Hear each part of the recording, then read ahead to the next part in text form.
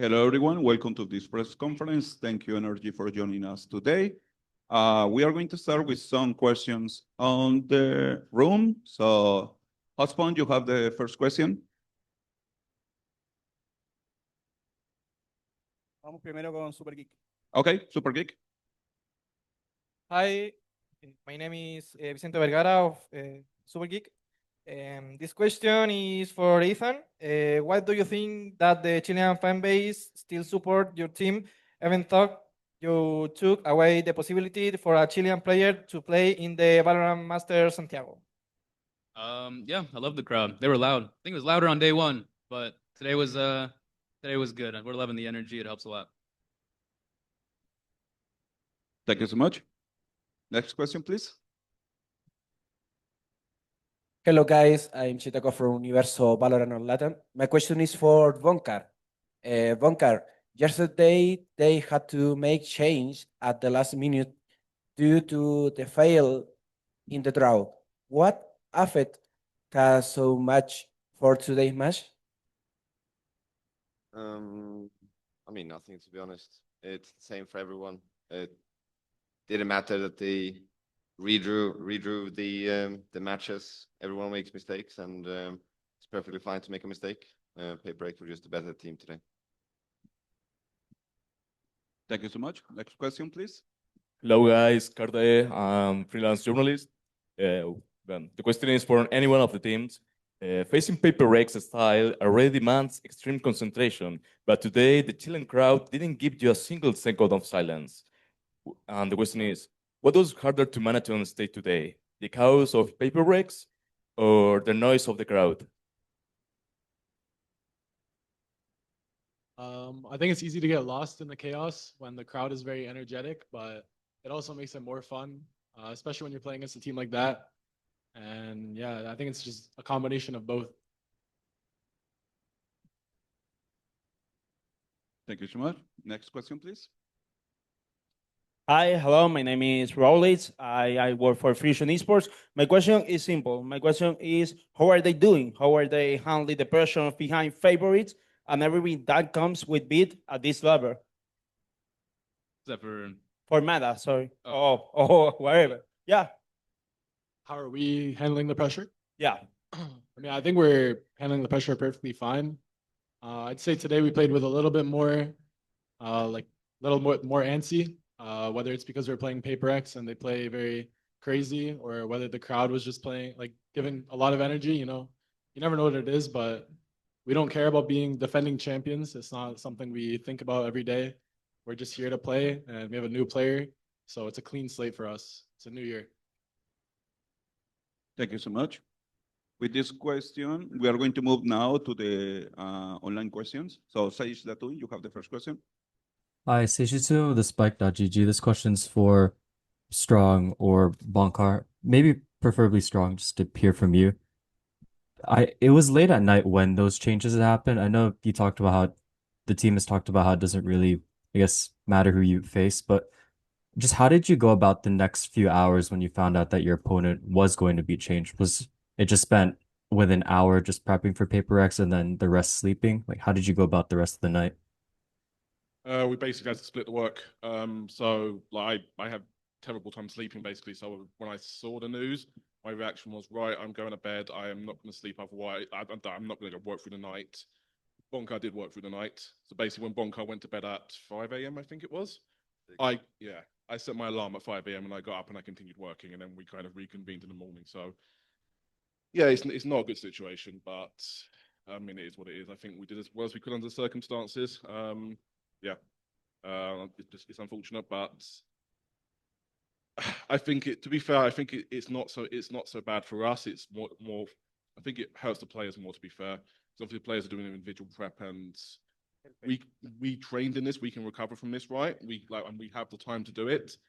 They can't stay up all night and still be in a condition for the game. So I think that, they're the ones who suffer from that, really. But again, it's the same for both teams. Conditions are what they are. It was tough though, but not the reason we lost. So Thank you. Thank you so much. Pedro, you have the next question. Hey guys, Pedro Romero, independent journalist. Likewise, commiserations on the series loss today. Hopefully, you guys can bounce back in the next one. Piggybacking off of Sage's question, I want to direct the attention towards the players and how they handled it. More specifically, I want to ask Ethan. You mentioned them on social media about just having to move on, getting to deal with these kinds of issues. You know, if it's unforeseen or not, or foreseen or not, or whatever it is. How did you take in the preparation for this match? Was just basically just dive into it with not much preparation, or was there some kind of preparation that was given to you by Bankar or Strong?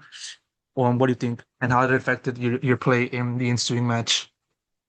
Yeah, I had no idea they stay up all night. So the prep looked good to me. Looked as good as usual. So I was very surprised with that. I thought we would have a lot less with the little time we had, but no, it looked good. PRX is a really hard team to play. You could know everything you could know about them, and they'd still be really hard to play against. So props to them, and we'll try to play better next time.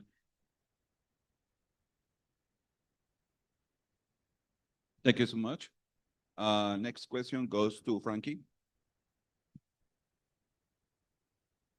Hello. Quick mic check. Can you hear me? Okay, this is Frankie from Valorant BWiki, and sorry for the loss today. I will ask a question in Chinese first, then English. And this question is for the coach. 这里是无畏契约 BWiki，那问题想要给到两位教练。之前影视修所算是你们的一张强图，你们往往打得很顺畅，但这次打得比较艰难。你们觉得问题主要出在哪里？有哪些可以改进的吗？ So I just want to ask is that Haven used to be one of your strong maps and you often played very smoothly, but this time it was a tough struggle. So where do you think the main issue is, and maybe what can be improved? It's the first time we played against the PRX runs. I think we had very little time between the maps to prep for Haven. We had like 45 seconds because of circumstances that had happened behind the scenes, so we couldn't prep the team coming into Haven. So our defense was basically, it was hard because of no prep and the guys trying to run around and figure out what they want to do, and kind of led to them calling different rounds and playing a different game when they didn't need to, but they didn't know that. So yeah, I mean, there's also a thing with PRX where they have a certain reputation, right? And the reputation is not entirely accurate. They have the W gaming reputation, right? Well, an attack team, well, they go super fast, they hit you, blah blah blah, hit you in the face, all this sort of stuff. What we saw today, and we saw this on all three maps, to be fair, they obviously do have the capacity to do that. They have added another dimension to the game with regards to the ability to play slow, the ability to sort of wait out rounds, the ability to, this sort of stuff. And the way, because of their composition, the way they hit sites is different to pretty much any other team you'd see on Haven in particular.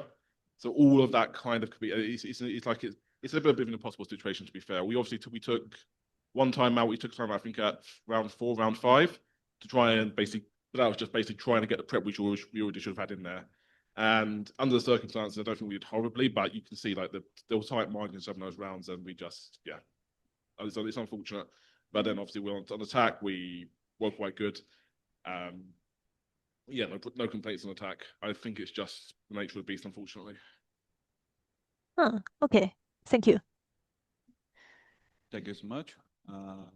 Mika, you have the next question. Hi, I'm Mika Torres from Kitsune News. My question is for Strong.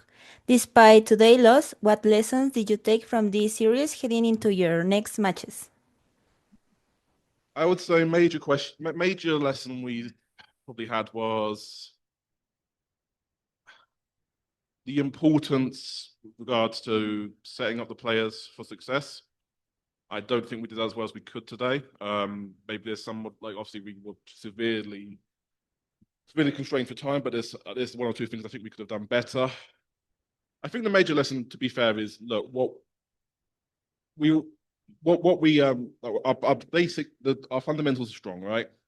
We didn't play badly at all today, but because of how we are as a team, it always comes down. It can always come down to very tight margins, right? We're a team that doesn't generally blow teams out. Like there's one or two cases, obviously there was. Funnily enough, usually on Haven. But we're a team that is so good at grinding out rounds and doing that sort of stuff, right? So I think the big lesson is we're good. Our fundamentals are good. We just have to be tight, and we just have we just don't let anything forever slip in. Yeah, like there's lessons to be taken from this. This wasn't a bad loss. You get bad losses sometimes in esports. It didn't feel like oh, we don't know what we don't know what went wrong. We don't know. No, we know what went wrong. Like it's one or two small things. And it's things that we can adapt to, and it's things that will be better under different circumstances, things that we can make the circumstances better for as well. So, yeah, I think that would be the big lesson. We have to be tight in these circumstances, and there's no room for error on our end. That's a big thing. Thank you so much for your answer. Thank you so much. Now we are going to take the last question, Pedro Romero. If it's possible, I'd like to send two quick questions. The first one I want to do right now to Ethan. This is the first match in which you faced PRX for the first time in around 2.5 years. Last time being in Champions LA. So I want to ask you out of curiosity the difference between what you've seen in PRX and how they played today, and how do you view them back then in LA? Yeah, the meta is completely different, and I think it caters to how they play as well. So, they definitely didn't seem as crazy 2 years ago, for sure. But yeah, I think obviously they've improved. They've had the same core for like you said, 2.5 years and plus. So, having a core that long, you're just bound to improve over time. Yeah, and one more question over to Mata. You did that back-to-back aces in the series. I believe it's been the first ever instance that has kind of happened in the international level. I might be wrong. Anybody can correct me on that, but still, what was that like run of form for you, and just having to like transition or more so keep up the ace capturing form from the domestic to the international stage? Felt really nice to get that double ace. Obviously, I have a lot of individual aces, and something that's eluded me for a while is getting them back to back. So it's like a nice personal achievement, I guess. Thank you so much. With this question, we conclude this press conference. But before of that, the fans want to do something. So, go, Mumi. Yes, do you hear me? Yes. Yes. I'm going to say it in Spanish, but hoy es el cumpleaños de Ethan, así que si gustan le cantamos cumpleaños feliz como se hace aquí en Chile. We're going to sing it to you as we do it here in Chile. So, 1, 2, 3. Cumpleaños feliz. Te deseamos a ti. Cumpleaños sí. Que los cumplas feliz. Thank you, guys. Congrats and happy birthday, Ethan. Thank you. Thank you, guys. Thank you. With this, we conclude this press conference. Thank you all. Thank you. Thank you.